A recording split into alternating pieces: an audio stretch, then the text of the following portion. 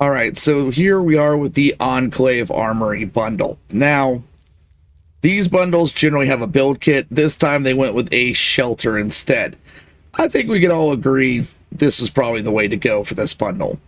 Now, I am currently standing in the shelter. I will do a longer showcase after I show off the armor and stuff. Now, you can see two of the things they've given us is the new title system. That is why I'm in the team, so that you can see this. You can see I am a Gleaming Technician, because that is the prefix and suffix that they've given out. Now, that kind of lets you tweak your own little name tags with this. Now, we have the actual Enclave outfit, which does look like these people have been out there in the field a while. You can see that they've had to kind of upgrade and customize their armor over time. I had tried the helmet with, you cannot use it with a mask or glasses. It is just that way or not. But as you can see, all the way from the boots up, you've got a lot of little details from the scratches to the, just the way it looks like it has been through it and back. You can see where they've actually just, strapped all this. You got the little knife. They got the little, like belt around, even this little wire coming up. You can see on the helmet where they've got an actual, like, communication device style thing. All in all, pretty good amount of detail. I know a lot of people were excited about this outfit. Especially seeing it's like that jacketed Enclave look. You can wear it without the helmet, and it does look good.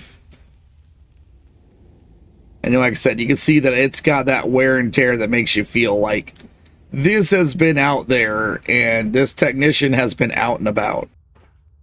Next up is the Vertiguard power armor. Now, this is the Enclave variant. This is the third Vertiguard we've seen.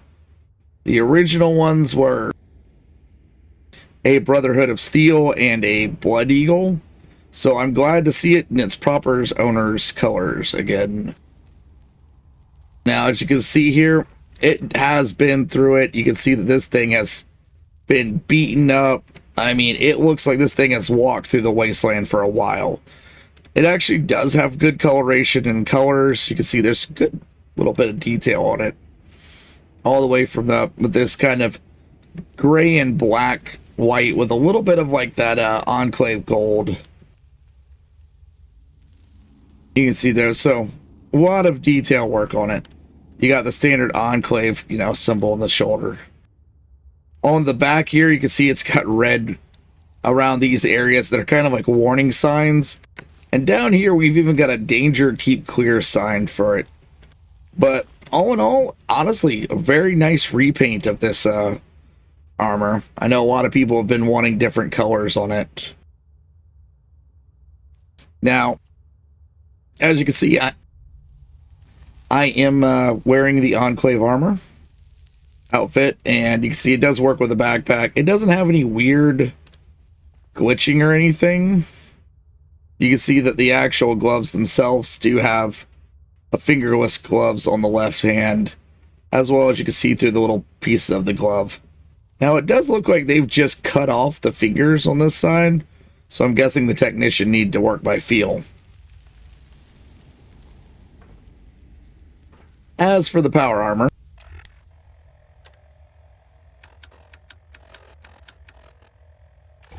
as you can see, this is a skin. This is a Union power armor, and those are not. So now you do get this nice jetpack with this one. So yes, it does come with a jetpack. You do need to know the plans of the jetpack for the model you're wearing.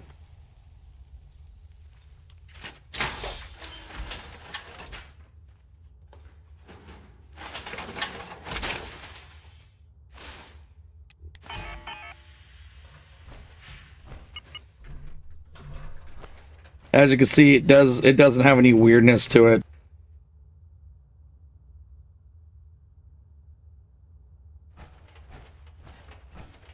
And as for the jet, once I get a little bit of area over here,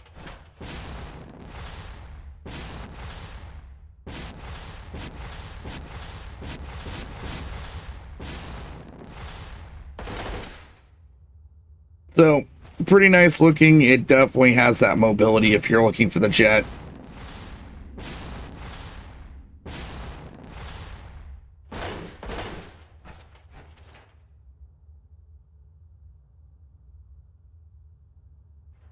Now, as for the rest of the actual Gleaming,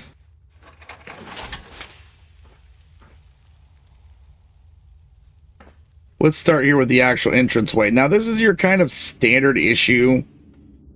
You know, as you can see, the standard issue wooden door. But on this, we've actually got this nice crystallized ultrasight on both sides.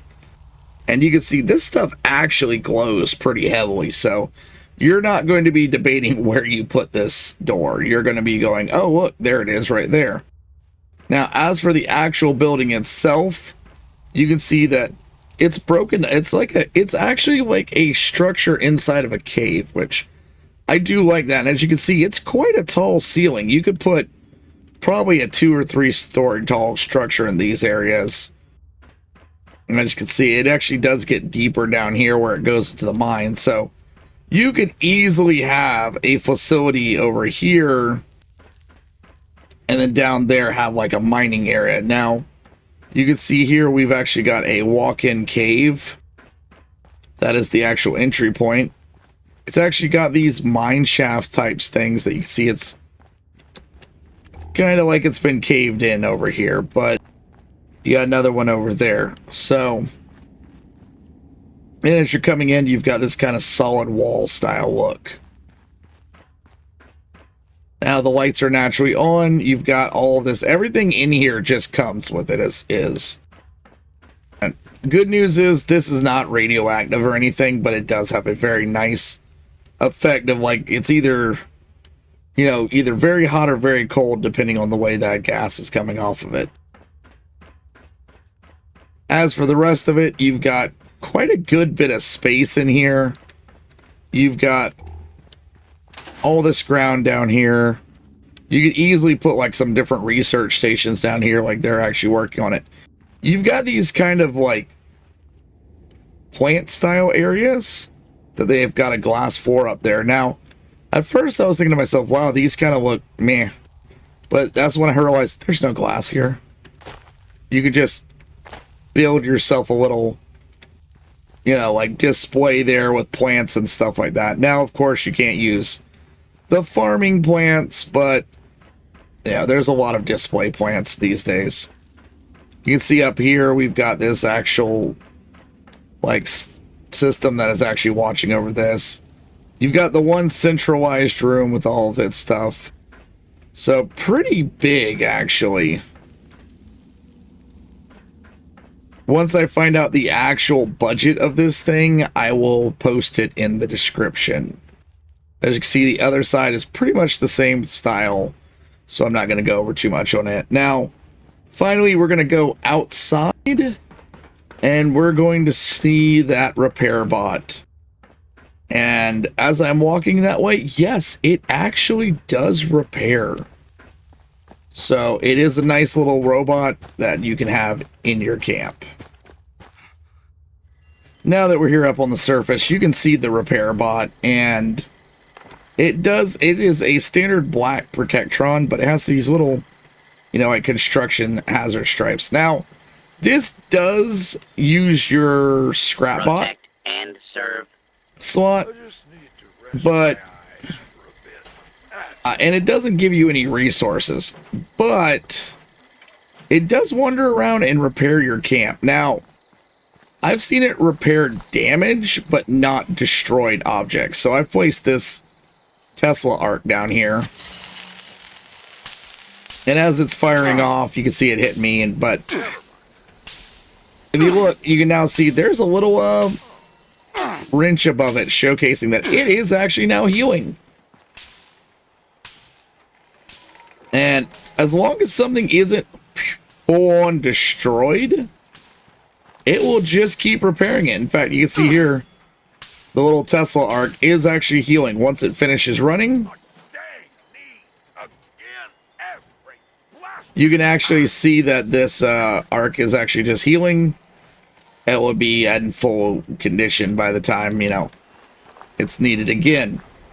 Now, overall, very nice thing. If you're in an area that has a lot of combat, really nice way of doing this. And with that, that is the bundle, and I hope y'all have a great week. Protect and serve